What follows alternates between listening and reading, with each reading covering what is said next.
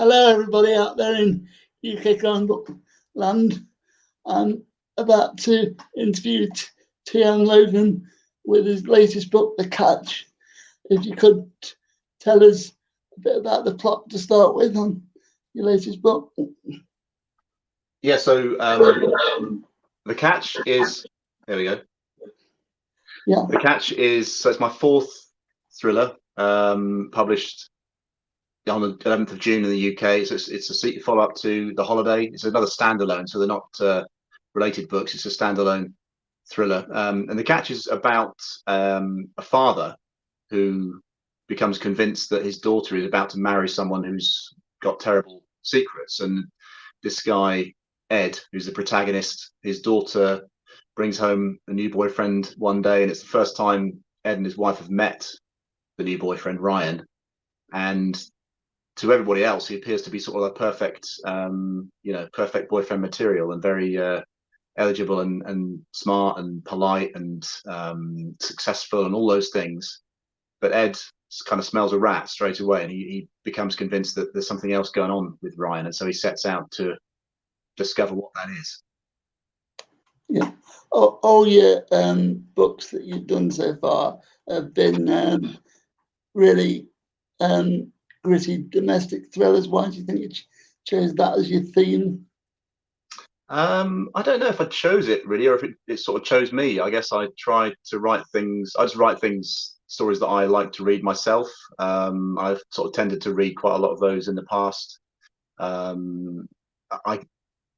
suppose I wanted to make. I like stories that are that are accessible, that seem almost as if they could potentially happen to you. And I love reading stories about police and serial killers and all those kind of things. But I always feel like sometimes they're a little bit removed maybe from sort of your own experience. Whereas with my stories, I try to kind of ground them in my own personal experience and probably the experiences of lots of other people. So I guess I'm drawn to it because I feel like it's we can all relate in some ways to the kind of things I write about. Your latest book is based locally where you live. Why did you go for that one this time? Well, I've written, so it's the fourth one, but it's the fifth one. The first one I wrote was set in America, actually, and didn't get published because it didn't get picked up by anybody. But the other two lies, the first one was set in London. Then I wrote another one set in London, then one in the south of France. And people were saying to me, especially my friends and family and people I knew here in Nottingham, were, it's like, why have you not set a story in Nottingham yet? And why are you setting them in London or wherever? And I kind of didn't really have a very good reason for that. And I thought, well, yeah, it's a good question, and particularly with The Catch, it's very much about it's very much about a guy who feels like he's at a point in his life where he feels like he knows what's going on. He's quite sort of secure in his life, in his family, and it made sense to in the story to have this kind of interloper coming in to his sort of home turf. And as my home turf is Nottingham, so I thought it would be quite interesting to use it in the story as well. So, and it's always fun to kind of put things in from near where I live, and kind of the bits and pieces around the town, and people kind of recognise them as well. So, it was nice to write a story based in my local area. It's also got parts in the Lake District there. The scenery is really, really well described. What advantages do you think were the options for putting it there as well?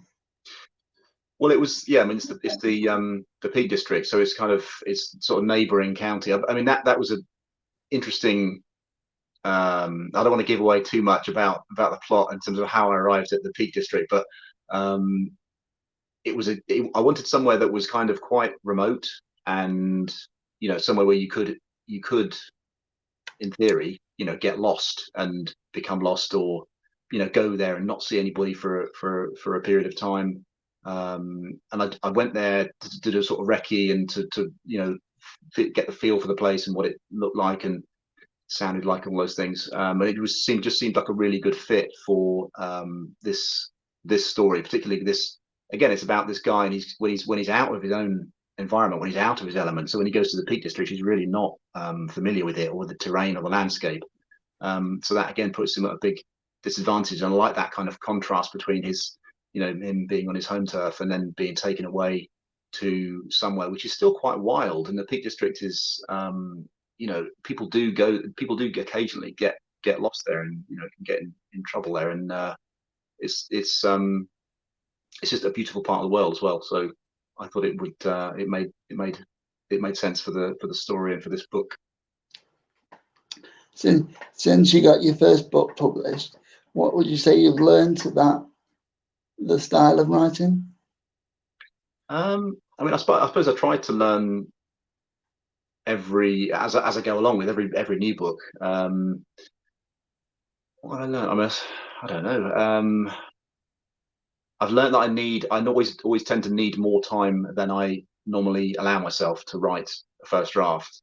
And I'm up till now not been that good at meeting deadlines. So I'm writing a book a year, which doesn't seem like very much, and some people do more than that. And I've just listened to a podcast with a guy called David Baldacci. I'm sure many of the people on the group will have heard of, and he does 2 a year, and so it kind of makes you feel quite bad. You can only manage 1 book a year, but yeah. So it's probably one of the key things I've learned is to allow enough time to do all the things you need to do in terms of not only writing a first draft, but also editing, going back, allowing yourself the time to make all the changes that my editor and agent then kind of bring into the process. So just I think the timing is, for me, has kind of become it's one of the things I'm sort of always working on, and and trying to get the schedule for the year kind of right in terms of getting this one done and the next one and the one after that. So of the 4 books you put out, which one has changed so much from the original idea to the finished article? They all changed. The short answer is they all changed. I suppose probably Lies, my first book, went through more of an editing process. It went through more stages of editing because it was several years ago when I perhaps didn't know some of the things I know now, so it needed more work. So it had more, and I had more time to work on it as well then. So it was kind of a year and a half, couple of years between the first draft and actually sending it out to publishers. So that's probably had the most changes, but all of them have had some.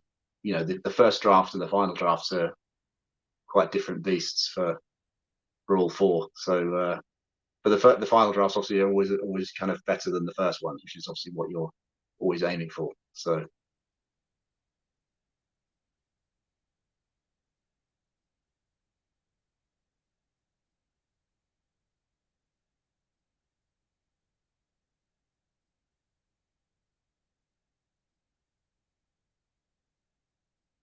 Oh, you've frozen, Alex.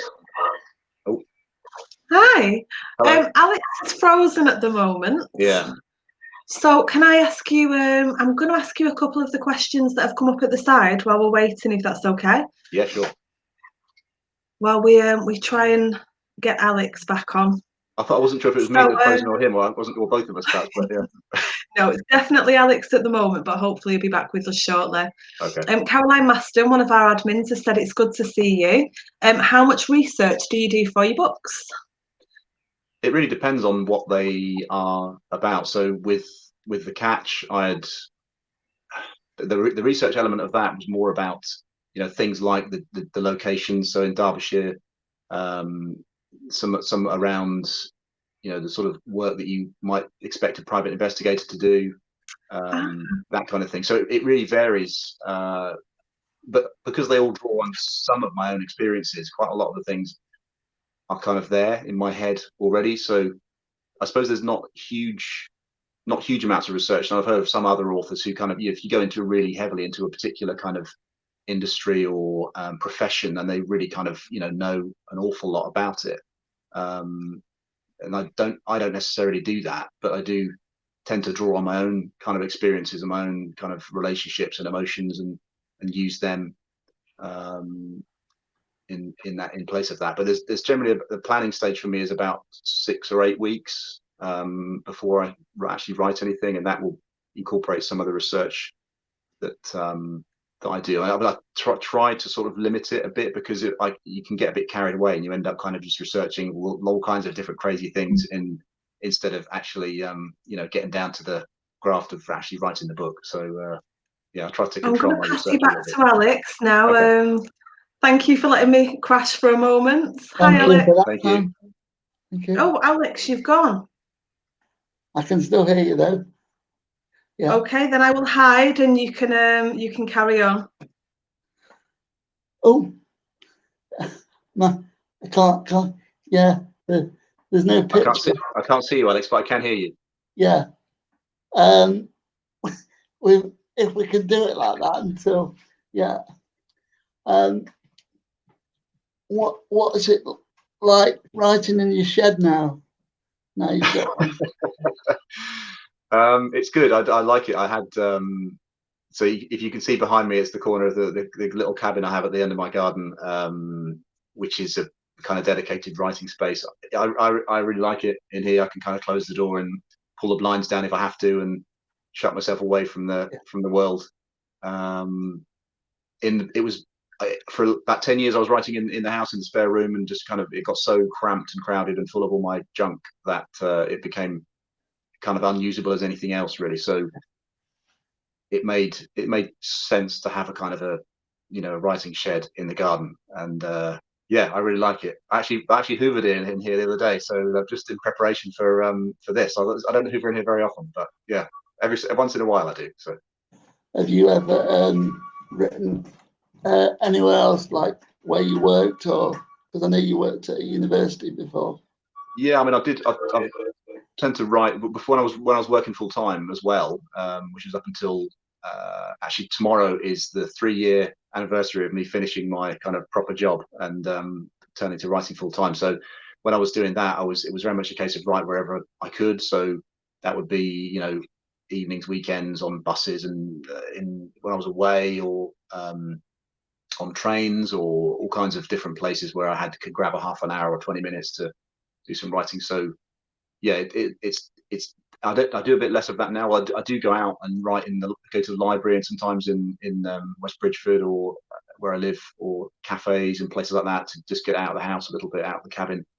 But yeah, it tends to be a bit more structured now. I'm kind of writing full time, and I'm able to devote sort of actual daytimes to it, rather than before when it was just evenings and weekends.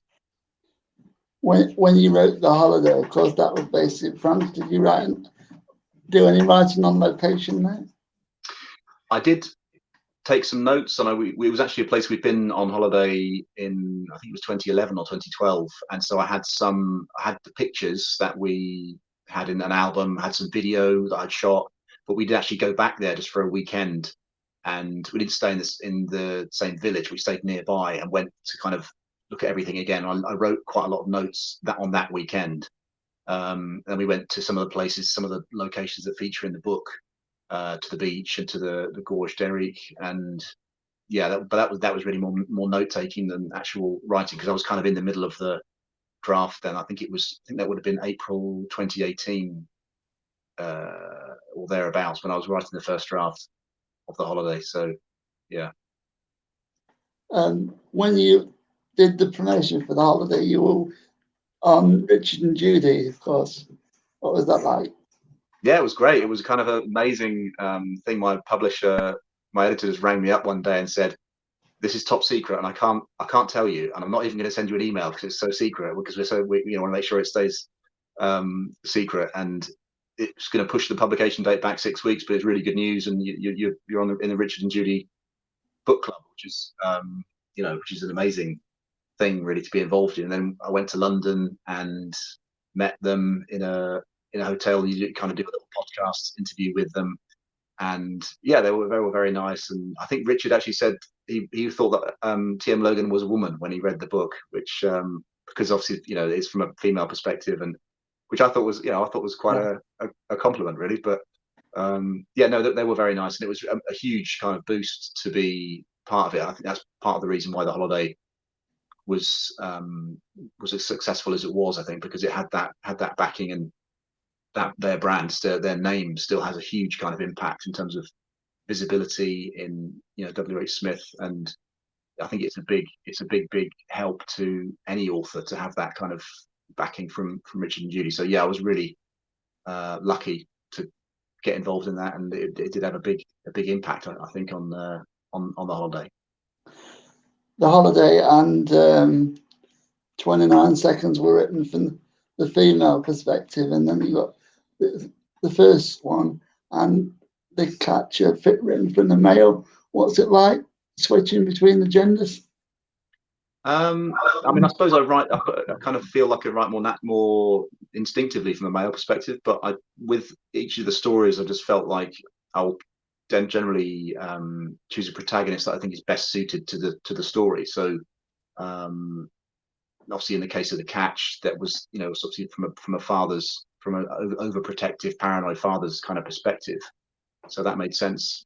I guess as I say, it's a little bit more instinctive for me to write as a man, and when I'm writing as a female protagonist, there's a bit more of a thought process involved, and I have a lot more input normally from my agent and my editor and my wife, all kind of contribute to that. So but I think in some ways maybe that it's actually, if you can take a step away from that character, it helps the process, because you're not thinking it's me, it's I'm the character the whole time. You're thinking in a bit more of a detached way, which can help, I think, with the writing in some cases. And I guess that was the case with The Holiday, because people, lots of people said that thing, that they thought that I was a woman, a female author. So I must have been doing a few things in the right way. The Holiday was also, because it was in one location throughout the whole book, it was a bit Christie-esque. Did you get any inspiration from any of the old classics? Yeah, and I think I actually read, and then there were none during the writing. And I think it's probably inevitable that things that you read while you're writing a first draft will obviously kind of, some bits and pieces will sort of filter onto the page, and that was probably one of the things that did. But I love those kind of it's not a locked room mystery, but it's kind of like that. Yeah, Agatha Christie, kind of all these people in one place, and I knew right from the beginning that you would have these 12 people in this location, and one of them was going to be, there was going to be a murder, and there'll be obviously be a number of different suspects. So yeah, it kind of draws on that tradition of Agatha Christie and other people sort of looking at these single location dramas. I actually initially was going to just do the last third part of the book in France, but then as I was writing it made a lot more sense to do the whole thing away in a different location, because I think people do. I just think it's quite interesting the way people behave and the way they change when they're away from home, and how they interact with each other is they behave in ways that are different to how they might behave at home, especially when they're away together on holiday somewhere hot where there's lots of alcohol around. So I thought that's a kind of quite a long tradition of stories like that. Was there any book inspirations for The Catch? I read a book called trying to work out, it was on my shelf behind me. I think it's called The Mother-in-Law. I think the author's called Sandy Jones, which came out either last year or the year before, and that was again one of those books that was kind of in my head floating around. And that is about, it's kind of the reversed situation where a woman has a new partner, and his mother, i.e. her potential mother-in-law, is kind of incredibly difficult and just trying to cause problems all the way along. So I suppose that would probably be one of the things that was floating around in my subconscious when I was thinking about The Catch. So yeah, some authors I've read try not to read anything when they're writing a first draft, because it influences what they write. But I I don't know. I don't. I like to read, so I'm always reading something. And I guess that, you know, bits and pieces of those sometimes will end up influencing what you do. But I don't think that's a bad thing necessarily. Family seems to be an inspiration for a lot of your stuff. I think it was also an inspiration for 29 Seconds as well. Could you tell us about that? Yeah, I mean, 29 Seconds that featured my well, there's the protagonist in that has two kids, a girl and a boy, and I did. They're basically based on my kids when they were that age, when they were sort of 5 and 8. My daughter's older, my son's younger, and they kind of had a kind of ongoing, you know, tension going on between them all the time. And I thought that would be quite fun to put into a book. So they are, yeah, those two are very sort of closely based on my own kids at an earlier stage. They're a bit older now, and yeah, with the catch, Abby in the story is 24. She's slightly older than my own daughter Sophie, but yeah, I've said to Sophie right at the beginning, look, you know, you're probably going to guess that this character's kind of quite closely based on you. So, but that, you know, like I say, I sort of draw inspiration from around me and from things that I've thought about and situations that I've imagined, I suppose. So, yeah, I think they don't mind too much. And the first book in Lies, again, there's a small boy in that who's called William, who's, yeah, it's quite closely based on my son Tom when he was that age. So, yeah, they don't seem to mind so far, anyway. But when you were doing the launch, you talked about your 5th book as well. I think that was based on a train, from what I can remember. What's different about that in comparison to your others?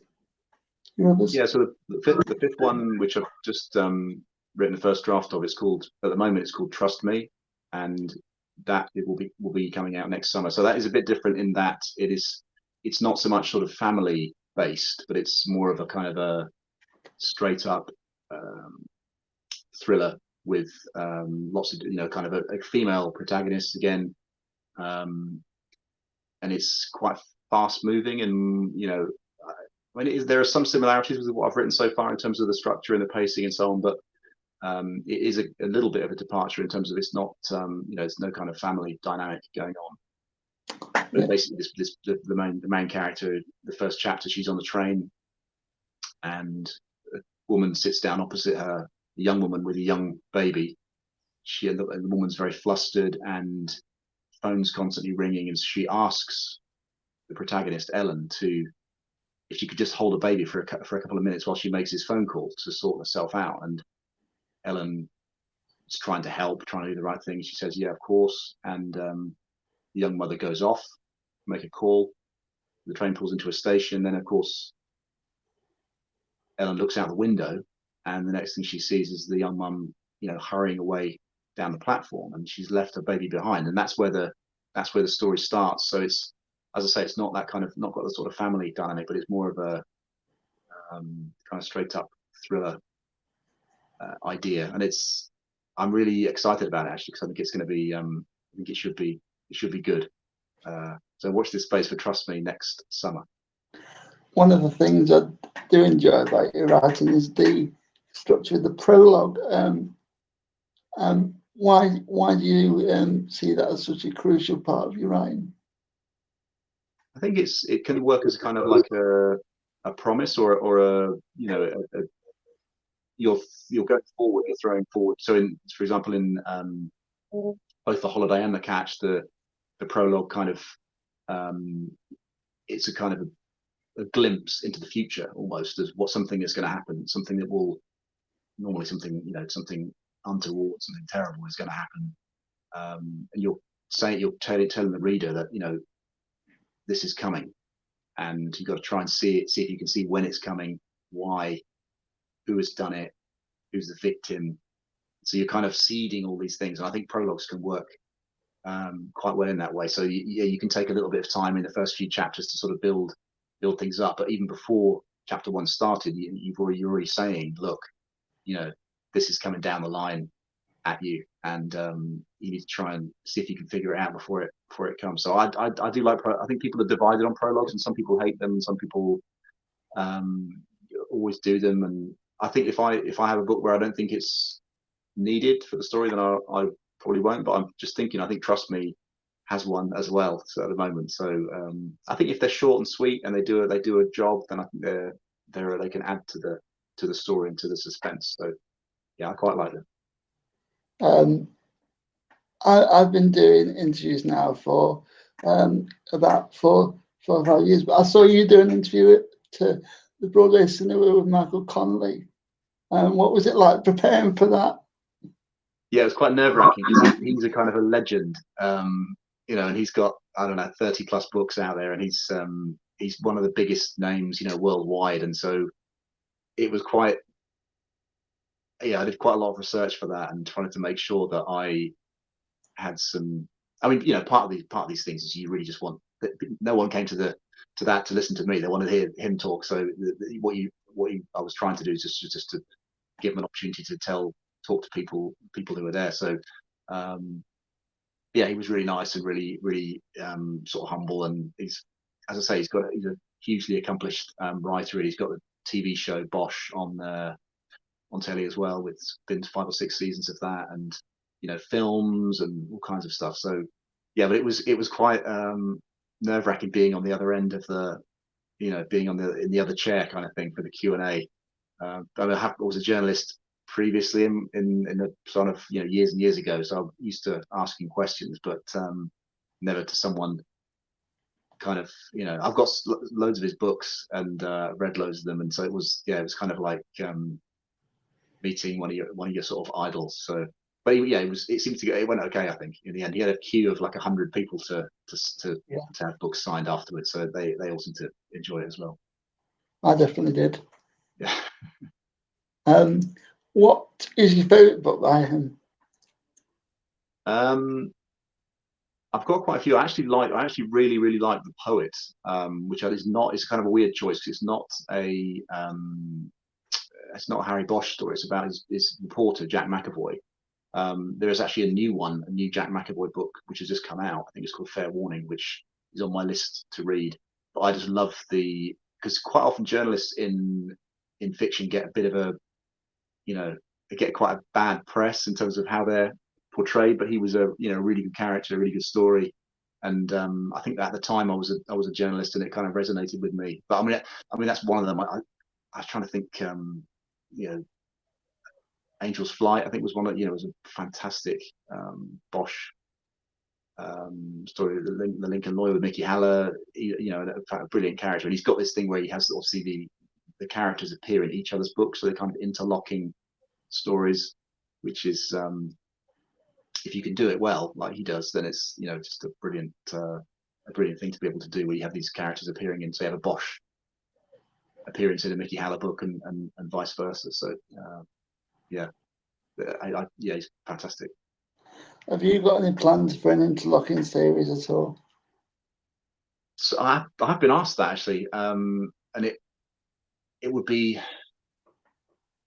nice. I suppose I would need to have a physical location where they're all set. So they probably all need to be in London, I imagine, or maybe in Nottingham. But I haven't got any plans for it. But it would be one of those great things to be able to do, to have those characters who are durable enough and sort of resonate with readers, to be able to just bring them in. I would maybe a bit further down the line when I. Not next year. Maybe a few years after that. I'll have to think about it. I've been with you at Theakston's on a couple of occasions. Is there any panel that you would love to go on, and who would you want to be on the panel with? Blimey, I don't know. I mean, I'd love to be on any panel, to be honest, at Theakston's, and I've been I think it's 3 years now I've been to it. So obviously I was going to go this year. I was going to go next month. Obviously it's been cancelled because of the lockdown. I mean, I would, if there was a panel about anything, I'd go on it. So I don't know, if Harrogate people are watching, that would be great. But who would I want to be on the panel with? I don't know.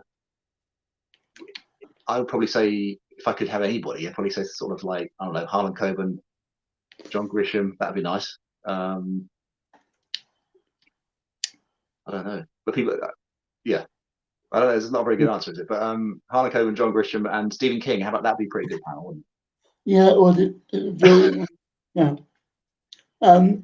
What would you say you would think that is your most exciting part of your career so far, most memorable part? I mean,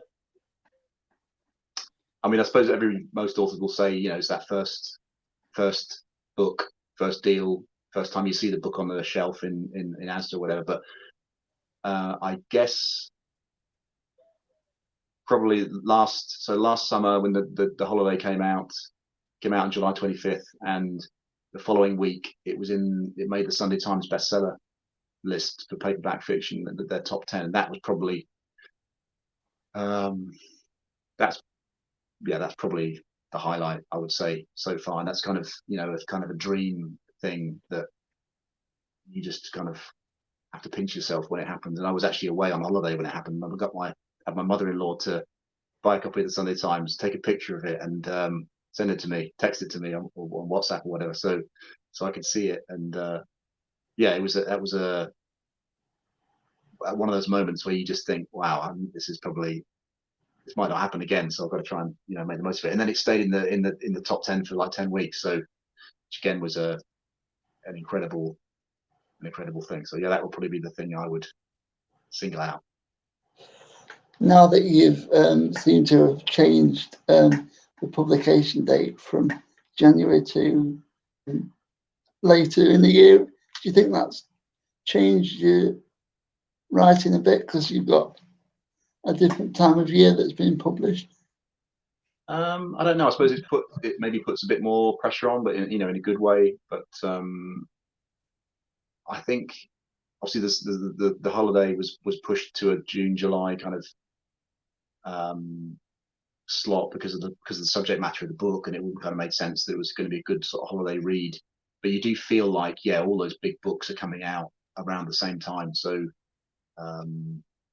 you're kind of aware of that. There's always going to be someone who's launching on the same day as you, or several people who are launching on the same day as you, because it's always a Thursday in the UK, and it's obviously only a certain number of Thursdays in the year, so you're always going to kind of clash with someone. But you feel a bit more pressure, I suppose, in the summer. But that's that's a good thing. It's a good place. It's a good place to be, and a kind of good pressure to have, to be out there in the summer. Well, I mean, we'll have to see how the catch goes, and you can ask me in a few months' time. But if the summer's a good idea. We've seemed to have quite a few questions out there in the audience. Can you see them? I can't. I think I've probably not got the right thing turned on my phone, but I can have a look. I can see if I can. Or do you want to shout some out to me, or?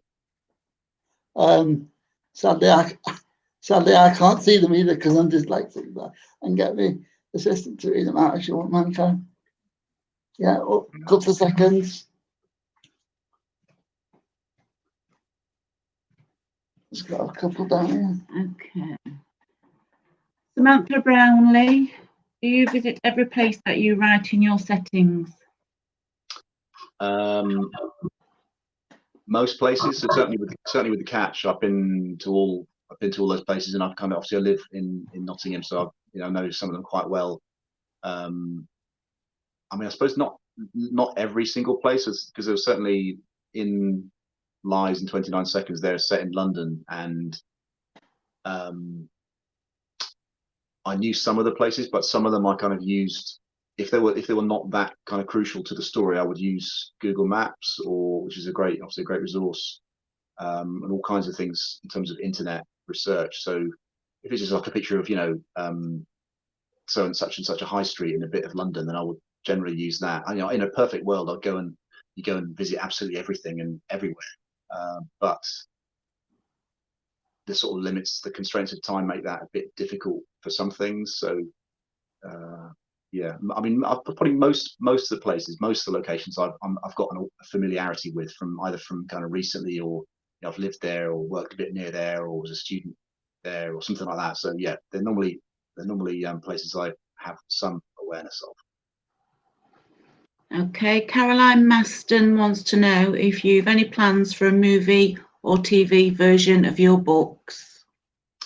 Well, there's been some interest in all three of them so far, and so there've been sort of production companies have been involved, and there've kind of been conversations going on there, and there's nothing kind of to announce yet, but I think there's certainly some quite hopeful signs with at least one of them that they might end up on the screen. So I can't really say much more than that, but I'm hoping there'll be something announced maybe in the next few days or maybe next week or this week, sorry, along those lines. But it's difficult because lots and lots of books are sort of considered for the screen, and then hardly any of them actually end up making it onto the screen. So I'm always kind of got that in the back of my mind. I mean, I'd love it to see one of them on the screen, film or TV, but it's a difficult thing to pull off. But yeah, watch this space.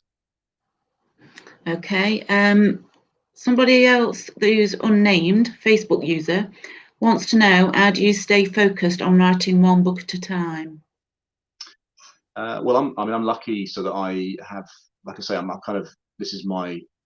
pretty much doing it full time. So I have a contract normally for 2 books at a time. I have deadlines as part of those contracts. So the last one was for June the 1st this year to deliver a first draft for the next book. So I just keep those deadlines in my head, and I work back from June the 1st to say, okay, how long do I need to write 100,000 words?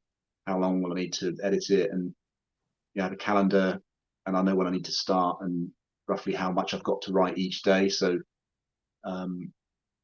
it's something that I've not always been very good at, and certainly with the first couple of books, but I'm trying to improve them. With the one with Trust Me, I've just written, I'm kind of getting more of a handle on it. But staying focused is always difficult, I think, especially when you're working from home and you've got like 6 months to do something.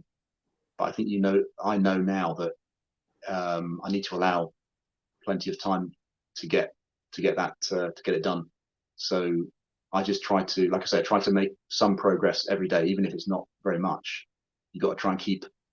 I do a word count of my tally when I'm writing every day, and I know what I need to reach each day to sort of stay on target. So that word count really helps. What is your best word count limit suggestion for daily? What my word count or my highest? Yeah. What do you normally go for, and what's your highest been? So with Trust Me, I was working to. So I'm not a very fast writer. So with Trust Me, I had it was 1,200 words a day.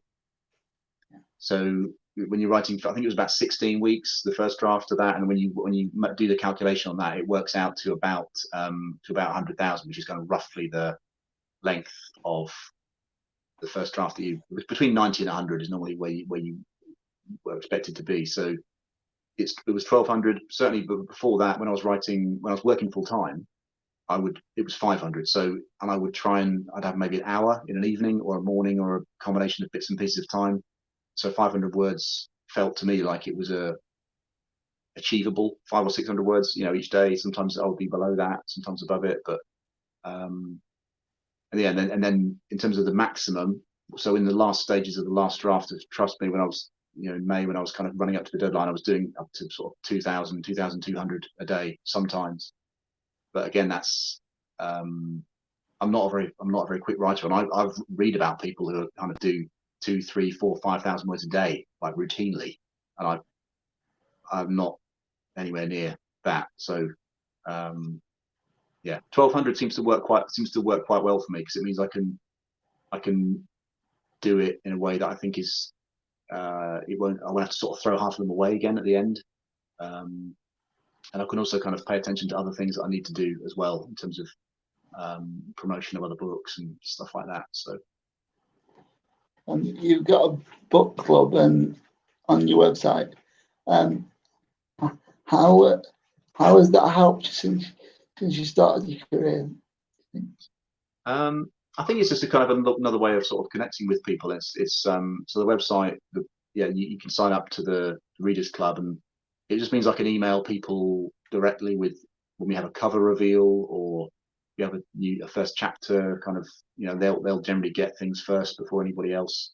And I think it helps because some people will like to engage on email, some people will like to engage on Facebook, and some people do use Twitter. And I think I'm just trying to sort of be out there and be sort of accessible to people, and so people can find me however they want, really. So yeah. I think the Readers Club seems to be, I don't know what the numbers are, it's maybe 1,600 people in it at the moment, so it's not huge, but it's kind of growing all the time. And it's nice to be able to reach out to people with a story, news about a new book or whatever it is. So we could put the link to that in the comments afterwards if anyone wants to join. Yeah.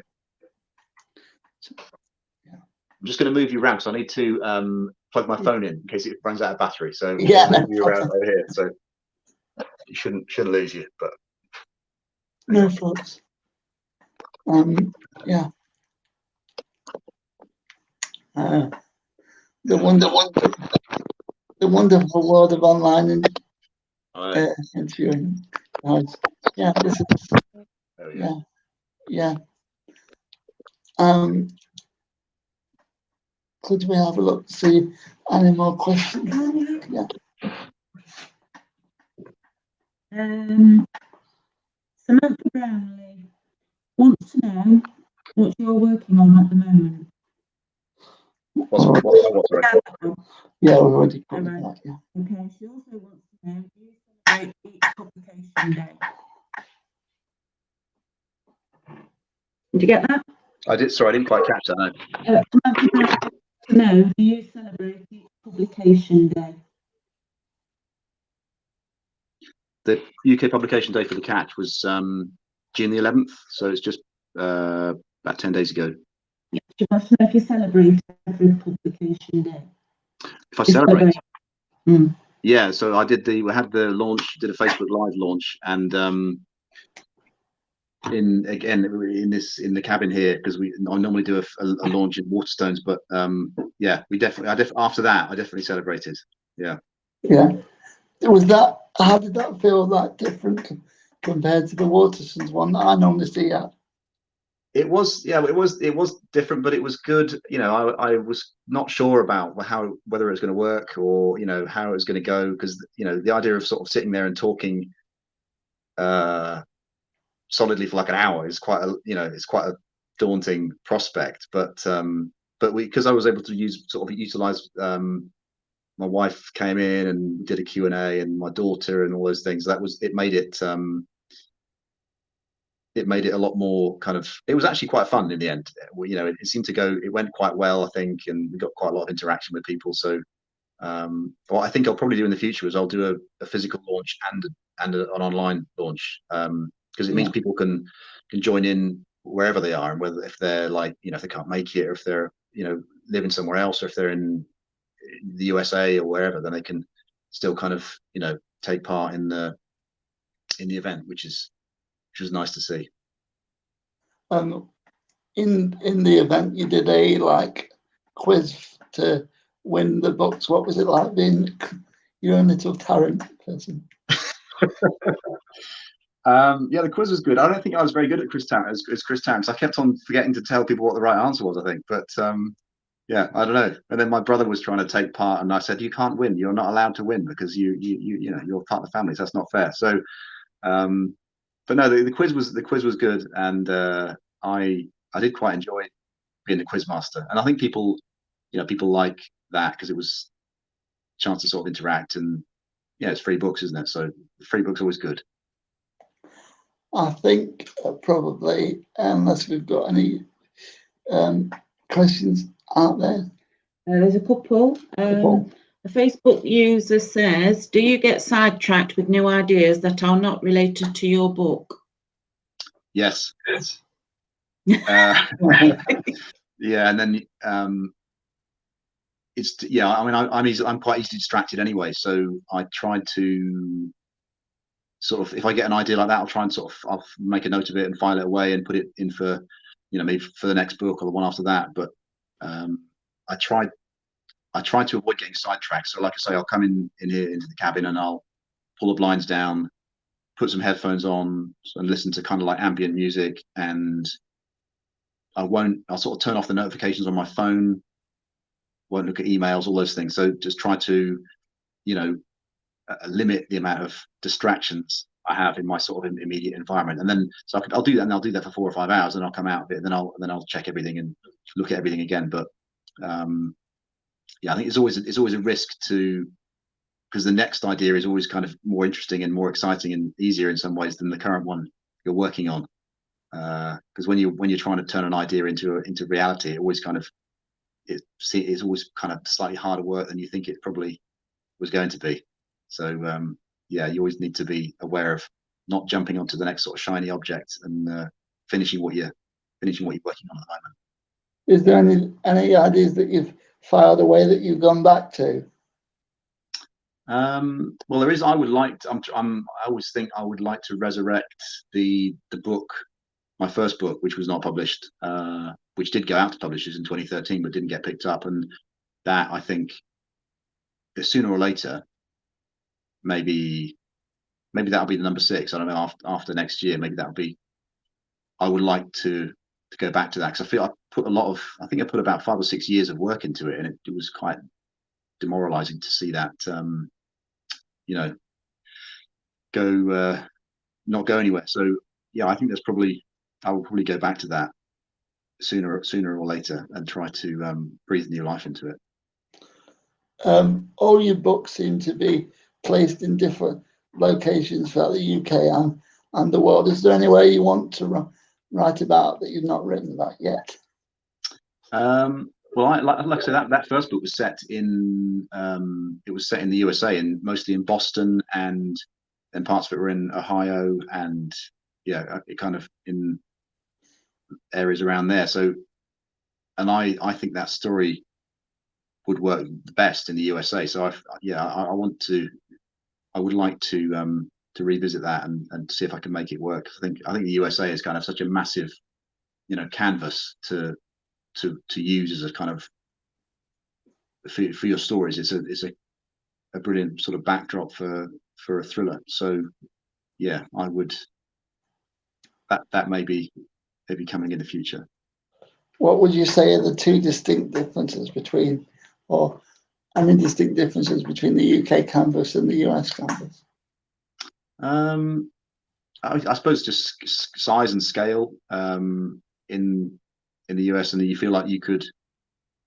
It's that idea of kind of disappearing or getting lost or moving on, and just the sheer size of the US, and obviously there's lots of differences also around law enforcement and all kinds of stuff like types of crime, and you've got the firearms kind of thrown in there and all that sort of stuff. So the UK is kind of quite a different feel, I think, in terms of thrillers, in a good way, and they're both interesting places to write about. But I think there is a kind of fascination. I suppose I've read lots of fiction set in the USA and people by American writers. So, and I'd like to I'd like to visit there, and I've been there a few times, and it's always. I don't know if I'll perhaps visit this year, but not that we're able to, but I think it's kind of got. I've got kind of fascination with the USA. I think that's probably all the questions I can think of. Thank you so much for this really interesting hour. Yeah, thank you for inviting me.